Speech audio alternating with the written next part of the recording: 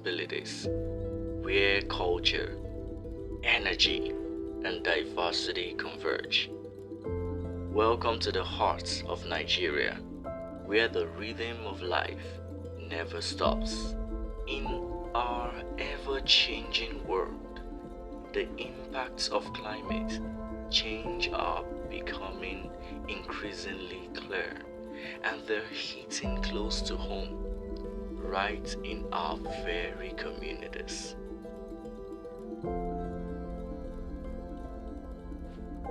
Rising temperatures lead to more frequent heat waves, making our neighborhoods hotter and uncomfortable.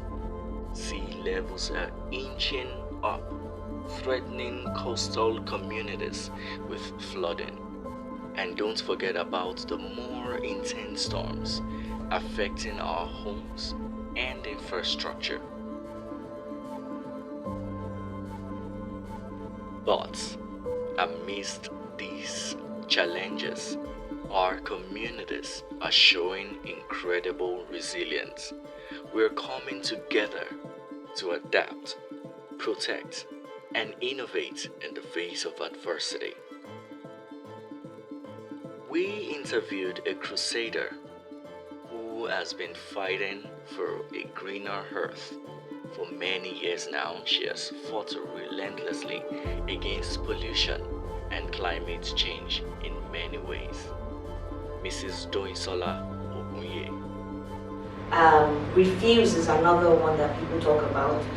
Repair, there are about 16 of them. But the major ones that I want everybody to take away from this conversation is reduce your waste, reuse as much as possible, and recycle as much as possible. Anything can be recycled. It's not waste until you waste it.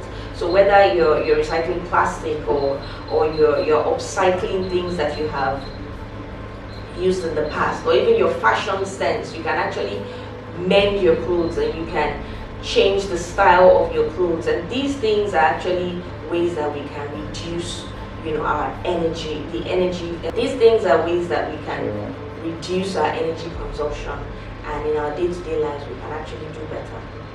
Can you explain the concept of a circular economy and its role in reducing waste and pollution while promoting sustainability?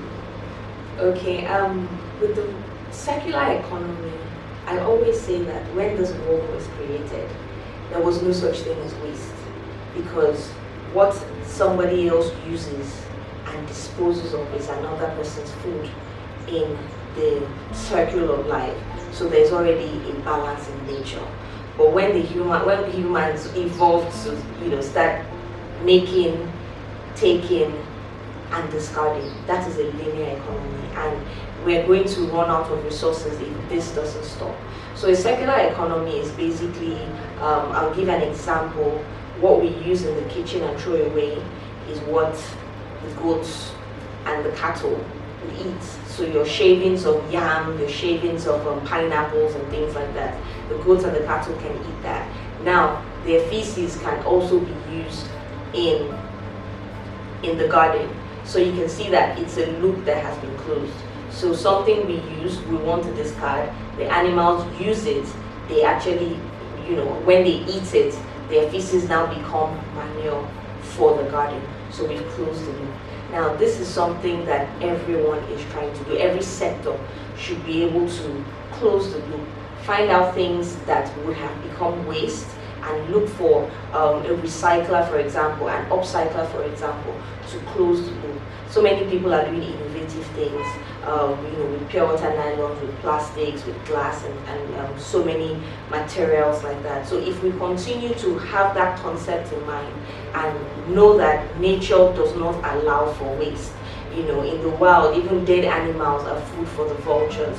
So we need to start to understand that in all our processes, that we have to keep it circular so that we can thrive and it can be sustainable for us. Question: how are indigenous communities and their traditional knowledge contributing to efforts to combat climate change and pollution? Indigenous communities do a lot, and the good thing is that they don't even know that the little things that they do contribute honestly. We as Reswaye, we work in 41 of these coastal communities, and we've seen a trend. We see that they use palm fronds, for example, for sweeping. When they are building their houses, they use materials that are local to them. You find out that even in some communities, every time they cut down a tree, they plant at least 3. And it's something that we in the city are trying to emulate. So they take very sacred their hometown. They take very sacred the things that are around them, because that's what they feed from.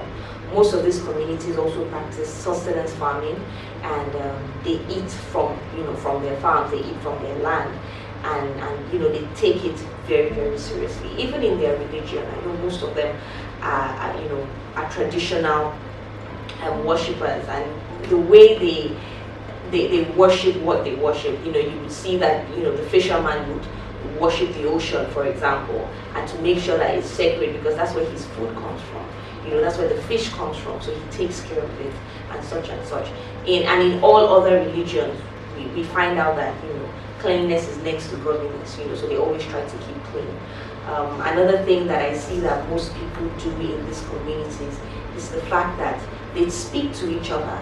Like that's what I said. It takes a village. They speak to each other. If one person in the community is doing something wrong, they call a meeting immediately and they address it. In a particular community that I work in Akodoise, I see that they are protecting their mangroves with everything that they have. Even at night, you see that they would, so that people don't go cut the mangroves for firewood. They have people vigilante that are protecting these things of nature, and that way they are trying to gradually restore the ecosystem to what exactly it's supposed to be.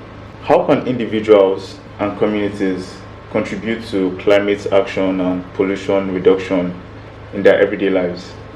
Okay, yes, it takes a village. I would say it takes a village. We need to work together. One person doing something perfectly won't make a change, but if you have thousands and millions of people doing imperfect things and making sure that they're doing something little to contribute to the betterment of their environment, it will go a long way.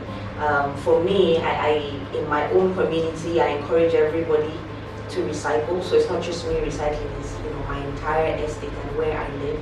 I've also gone a step further to encourage people to recycle their green waste. So we're talking about things that come out from the kitchen, which is emitting a lot of methane into the atmosphere.